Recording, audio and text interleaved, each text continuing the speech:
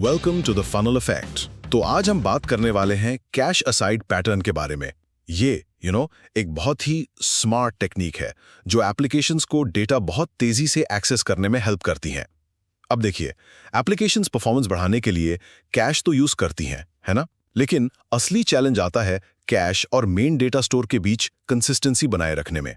इसे आप ऐसे समझिए, मान लीजिए कैश आपके डेस्क का एक छोटा सा ड्रॉअर है और डेटा स्टोर वो एक बड़ा स्टोर रूम है।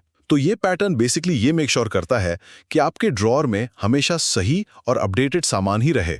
चलिए, इसके 3 की टेकअवेज देखते हैं। पहला, ये काम कैसे करता है।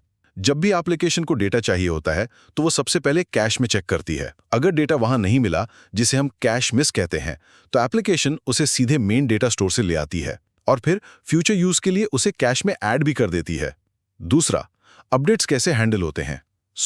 जब भी कोई इंफॉर्मेशन अपडेट होती है तो एप्लीकेशन पहले मेन डेटा स्टोर में चेंज करती है और उसके ठीक बाद वो कैश से उस डेटा के पुराने वर्जन को हटा देती है, मतलब इनवैलिडेट कर देती है। इससे ये श्योर हो जाता है कि अगली बार डेटा स्टोर से एकदम फ्रेश अपडेटेड वर्जन ही कैश में आए। और आखिर में इसकी एक इंपॉर्टेंट लिमिटेशन भी है।